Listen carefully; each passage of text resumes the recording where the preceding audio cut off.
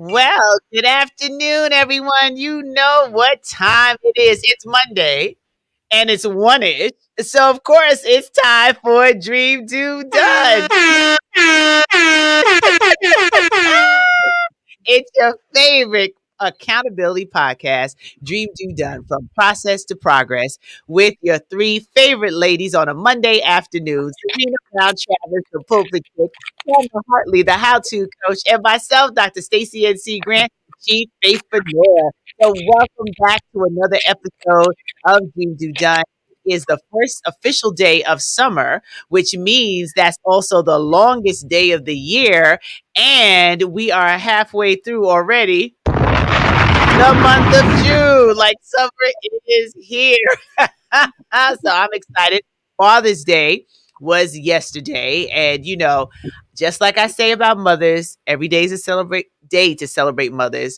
Every day is a day to celebrate fathers. But the day was set aside for special attention to our fathers. So we hope that you enjoyed your Father's Day. For those who have fathers watching from above, we know it might not have been easy. So we always think of you. And there's so many ways fathers and father figures can be celebrated in the different forms that they come in. So we hope that whatever you are in that spectrum, that you had a moment to just reflect and be grateful that it takes a mother and a father to bring a child into the world. And clearly, all of us living are a recipient of those two interactions. We won't get into the birds and the bees. You know how it happened. So we want to acknowledge our fathers.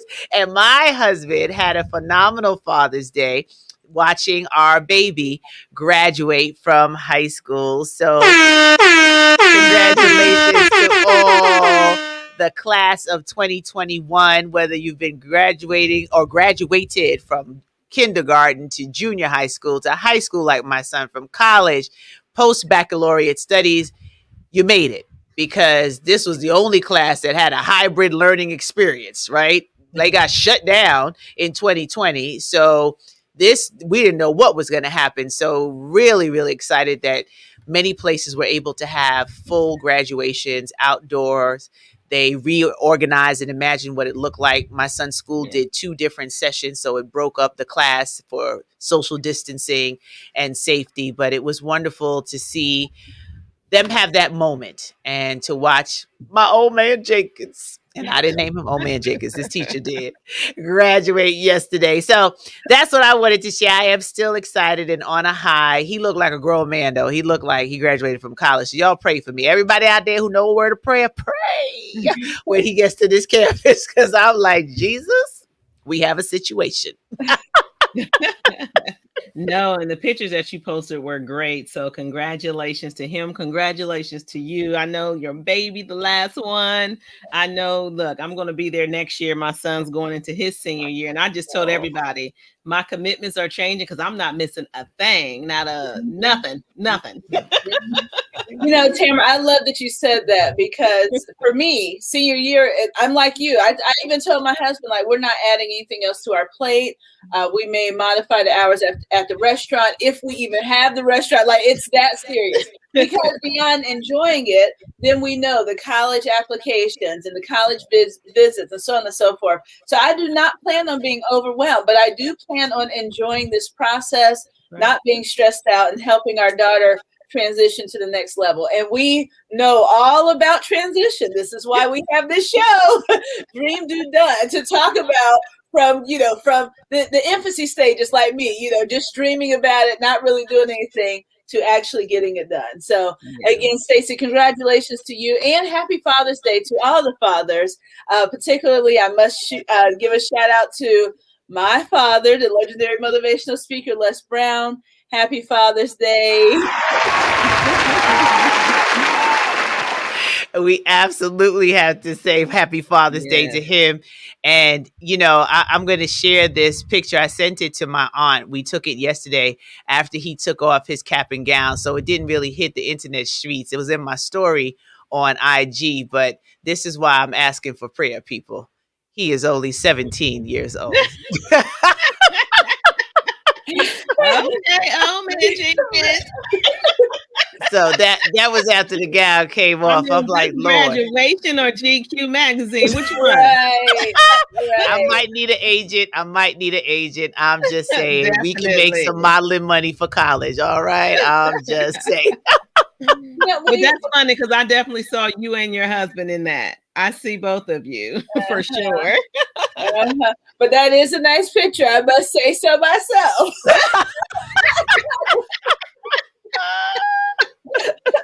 What's his major?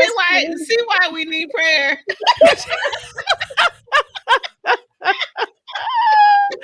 Girl, I don't even know. I'm looking at him myself and I'm like, wait, that's my son? Like, what is going on? But his major is music engineering and production.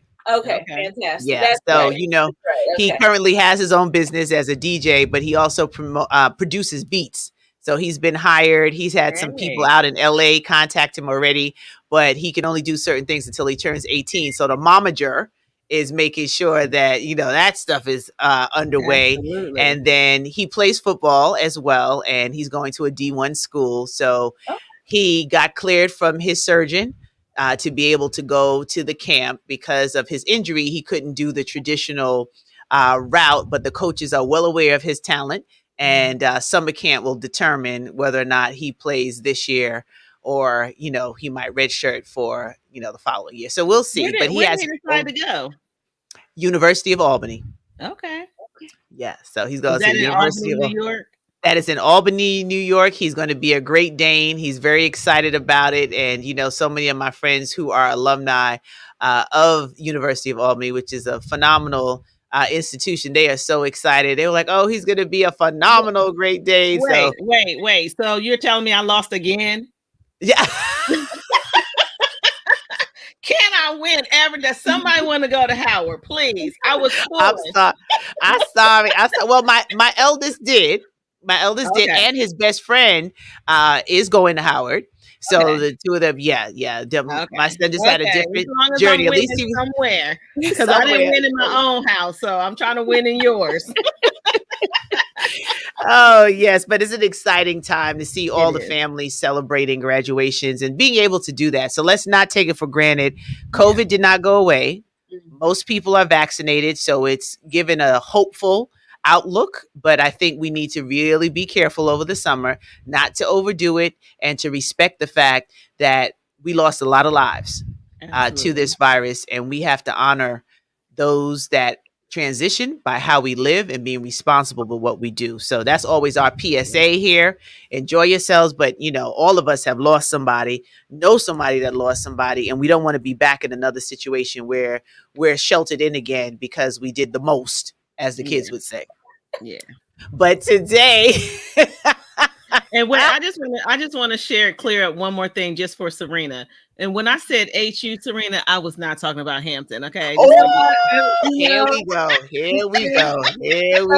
the HU Chronicles. This is evidence. Here we go. Stats that we have. When I say that I get abused and we have freaking arguments, evidence. I didn't say nothing about HU. Now on to today's content. After you set the record straight. Right. My goodness. But what's so funny is that this Bison, I don't know what to call it, Bison mania or Bison attitude or Bison swag, because my little baby, the other one, his bestie, we walked down to take some pictures together, and my son was like, oh, you ready for Howard? He was like, you already know. I'm like, from a quiet, little, meek and mild. I said, well, Lord Jesus, he didn't even get on campus yet. He already got the Bison. You already know HU. I'm like, HU, oh, boy. That's it. HU, So I'll choose, unlike my colleague, I'll choose to keep it classy. We're so grateful. So grateful for any HBCU or any future collegiate activity. We wish your son's friend the very best. Wesley, yes, my little Wesley. He's going to do so well there at Thrive. But, I'll let you know, Serena, that two of my babies graduated from Hampton this past year. They did a phenomenal job there as well. So we can share the love. And the third one in that group graduated magna cum laude from Howard. So all my babies, Jewel and Asia from Hampton, and my Nia from Howard. So the HUs got along really well, and they've been Okay. celebrating all We summer get along together. here well too. So the H's get along on Dream Do Done. I just didn't want any confusion. Oh, I love y'all. Monday is just not Monday without a dose of your girls, one-ish every Monday afternoon. So we're hitting our journal again with some more content as you go through this portion of the year. Like we're at the halfway point. So a lot of folks are like, oh my goodness, January I set out to do this, this, and this. It's now June, and sometimes panic can set in or you start worrying. And we don't want you to do that. We want you to really be able to utilize every day as an opportunity to grow and learn and to embrace the lessons that come along with it. So Serena is giving her our quote for today. So over to you, Serena. And if you have your journal and you're following along, it's towards the last quarter of the book that you can find this particular one. But over to you, Serena. I appreciate you. Well, the quote for today is, "My trauma turned into beautiful trophies. Give thanks for all of your victories and defeats." And I'll tell you, this was a difficult quote to really grapple with, because you don't think when you're going through your trauma and you're going through the tough places and rough places in your life, you don't consider that one day you'll turn around and they will become your victories. But the truth of the matter is, it's almost like the peak and valley experiences. When you feel like you're in a valley, the truth of the matter is you're potentially at a peak. And so it's one of those things that God, in my life, God was trying to use everything I was trying to bury. And now that I've come to grips with everything, and I've had some wonderful coaching from some patient sisters. Sometimes they were patients. Thank you, Stacy. And sometimes they were not. Tamara Hartley. But nonetheless, Stacy, she'll pray you through and then, call you with an aggressive tone. Tamara just show up. It's like, okay, what is happening here? But I realize you need both of those in your life. Tamara, she ain't gonna pray for you. She gonna get you. Deliver. I'm gonna get you to think about heaven later. She'll call Stacy to pray for you. Oh, Lord. But nonetheless, when you're going through your trauma, when you're going through, some of the low places in your life, you certainly at the moment do not feel like it will eventually become a place of victory. And so that's where I pulled it from, however, is that when I started to look back, I could get all churchy. I'm gonna pull back from being churchy. But when I look back at where I've come from and in the areas of my life that were the most difficult, the places I wanted to hide and not talk about, I realized those were, of course, the areas that gave me strength and has put me where I am today. So wherever your trauma is, though, that's where your victories are. I know it's hard to see it, but trust you me, that's where your victories are.